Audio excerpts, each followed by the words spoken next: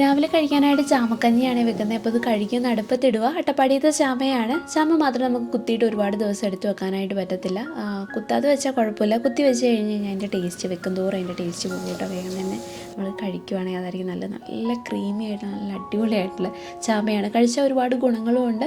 തേങ്ങാപ്പാലാണ് കേട്ടോ അതിൽ ഒഴിക്കുന്നത്. തേങ്ങ ഇട്ടിട്ട് കഴിക്കുക, ഇടാണ്ടൊക്കെ കഴിക്കാം. കുഞ്ഞുങ്ങൾക്കൊക്കെ കൊടുക്കുന്നതുകൊണ്ടേ തേങ്ങാപ്പാൽ ഒഴിക്കുവാണെങ്കിൽ ആ തേങ്ങയുടെ പീര് അങ്ങനെ ഉണ്ടാവില്ല. അവർക്കും കുറച്ചുകൂടി ഇഷ്ടമാണ് കഴിക്കാനായിട്ട്. തോരൻ വെക്കാനായിട്ടൊരു കപ്പളങ്ങയും കൂടെ എടുത്തിട്ട് വന്നിട്ടുണ്ടായിരുന്നു കേട്ടോ. അത് ചെത്തി ഒന്ന് ചോപ്പറിലിട്ട് ചോപ്പ് ചെയ്ത് അതൊന്ന് തോരൻ വെക്കുന്നുണ്ട്. അതിൽ തേങ്ങയൊക്കെ ഒന്ന് ചതച്ച് ചേർക്കുന്നുണ്ട് കേട്ടോ. ജീരകവും വെളുത്തുള്ളിയും കാന്താരിയും കപ്പളങ്ങയും കൂടെ ചതച്ച് ചേർത്ത് കഴിഞ്ഞാൽ തോരൻ കുറച്ചുകൂടെ നല്ല ടേസ്റ്റ് ഉണ്ടാവുമേ. അപ്പോൾ അതൊക്കെ ഒന്ന് ചതച്ച് ചേർത്ത് തോരനും കൂടെ വെച്ചിട്ടുണ്ടായിരുന്നു. കഞ്ഞി കുറച്ചേക്ക് എടുത്തൊന്ന് തണുക്കാനൊക്കെ ആയിട്ട് വെച്ചിട്ടുണ്ടായിരുന്നു കേട്ടോ. കുഞ്ഞുങ്ങൾക്ക് കൊടുക്കാനായിട്ട് കഞ്ഞി തോരനും കൂടി അവർക്ക് കഴിക്കാനായിട്ട് കൊടുത്തു. ഞങ്ങൾ കഞ്ഞി കഴിച്ചു കേട്ടോ. ചാമ പഴകിയ ചാമയാണെന്നുണ്ടെങ്കിൽ വലിയ ടേസ്റ്റൊന്നും തോന്നുന്നില്ല. പഴകാത്തയാണെങ്കിൽ അടിപൊളിയായിരിക്കും. തുടങ്ങി ചാമക്കഞ്ഞി ഒരുപാട് ഇഷ്ടമുള്ളതാണ്.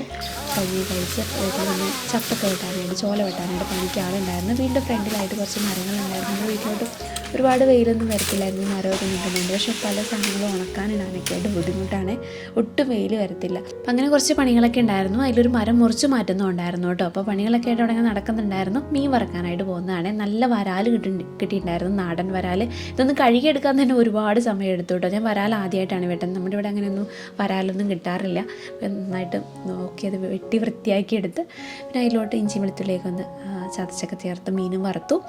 പിന്നെ രസം വെക്കാനായിട്ട് പോവുകയാണ്. ഇത് നല്ല ഇടികല്ലാണ് കേട്ടോ. ഈ ഇടികല്ലിൻ്റെ ഒരു പ്രത്യേകത എന്താണെന്ന് വെച്ച് കഴിഞ്ഞാൽ നമ്മൾ എന്ത് ഇടിക്കുകയാണെങ്കിലും സ്പൂൺ വെച്ച് ഇങ്ങനെ ഇളക്കി കൊടുക്കണ്ട. അത് താഴോട്ട് തന്നെ വരും കേട്ടോ. അത് ചെരിവാണ് അതിൻ്റെ താഴ്ഭാഗം കുഴിഭാഗം.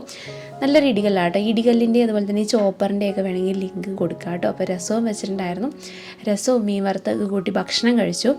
നമ്മുടെ തൊട്ടപ്പുറത്തെ പറമ്പിൽ ഹിറ്റാജി വന്നിട്ടുണ്ടായിരുന്നു കേട്ടോ. അവിടെ കുറച്ച് പണികളൊക്കെ നടക്കുന്നുണ്ട്. അപ്പോൾ ഹിറ്റാജി വന്ന സമയത്ത് നമ്മുടെ പറമ്പിലോട്ടുള്ള അവിടെ റോഡൊന്ന് വൃത്തിയാക്കാനായിട്ടുണ്ടായിരുന്നു കേട്ടോ. ഫുള്ള് പോയിട്ടുണ്ടായിരുന്നു കേട്ടോ റോഡൊക്കെ. അപ്പോൾ ഒന്ന് വൃത്തിയാക്കുന്ന സമയത്തേ അവിടെ നൂറാങ്കാച്ചിലുണ്ടായിരുന്നു, നൂറാങ്കിഴങ്ങ്. അത് ഞങ്ങൾ നേരത്തെ കണ്ടിട്ടുണ്ടായിരുന്നു. നമുക്ക് കിളച്ചെടുക്കുവാണെങ്കിൽ ഒരുപാട് ബുദ്ധിമുട്ടാണ്. നീതിക്കിഴങ്ങ് എന്നൊക്കെ പറയും. ഒരുപാട് മണ്ണിൻ്റെ താഴെയായിട്ടാണ് ഇതുണ്ടാവുക.